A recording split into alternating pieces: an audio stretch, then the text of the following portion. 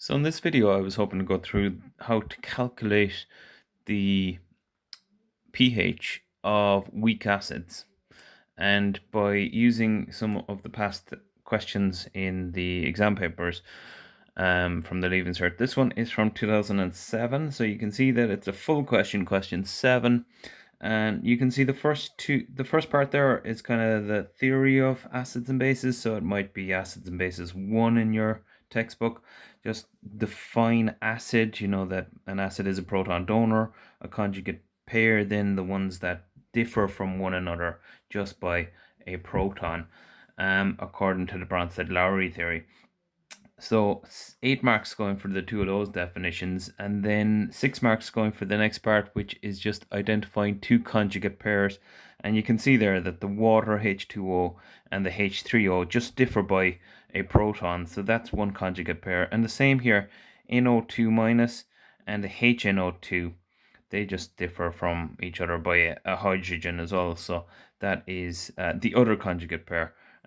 For 6 marks. And the last part of that then distinguish between a strong acid and a weak acid for 6 marks. So a strong acid is one that dissociates fully, whereas a weak acid is one that does not dissociate fully. So by dissociate we mean break up, and if we talk about acids as something that breaks up when you put them into water and give off their protons, well, that's a strong acid will do that fully, whereas a weak acid won't give up all its protons straight away. It might be hang on to some of them, so it's not a full breakup of the acid. So I suppose what we're saying for part B then looks at the calculation, which is what I kind of want to focus on for this part. There's 15 marks going for it. C and D are actually on water, chapter 19. So I suppose we're going to leave those parts out. But if we have a look at part B, calculate the pH of a 0.1 molar nitrous acid, and it tells us that the value of the acid dissociation constant Ka for nitrous acid is 5 by 10 to the minus 4. So if they've given us a Ka, we can tell that it's a weak acid. It doesn't dissociate fully. Here we can see this is the nitrous acid, and it goes over here, but not all of it breaks up to give your hydrogen, which attaches there to the water. So we've been given this value. So if we're going to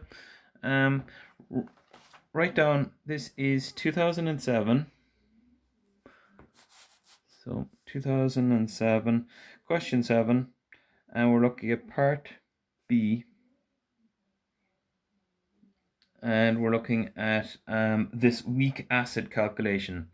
So I suppose the first thing that you need to say is that it's HNO2 and it's 0.1 molar, and its Ka is equal to 5 by 10 to the minus 4. I would write all that down for a start, just to be clear on what information is in the text that they've given us in the question and what are we looking for.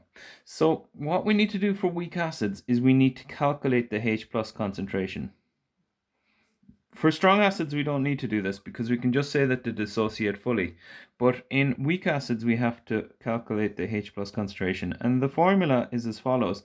It's the molarity of the acid multiplied by the Ka of the acid. In this case, it would be 0.1 multiplied by 5 by 10 to the minus 4. And once we do that calculation, so it's 0.1 by 5 exponent minus 4, and then the square root of that answer, and we get 0.00707 as the H plus concentration.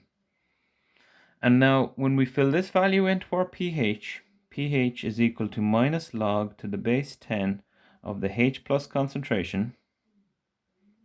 We fill this value in here, so we'll get the pH is equal to minus log to the base 10 of 0.00707,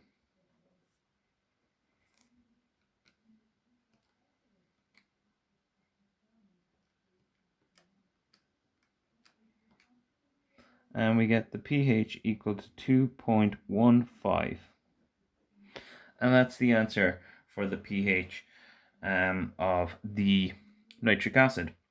So that answers the first part of part B. The second part of part B says, what is the pH of a nitric acid solution, HNO3 solution of the same concentration? So we're talking about HNO3. This is nitric acid, this is nitrous acid.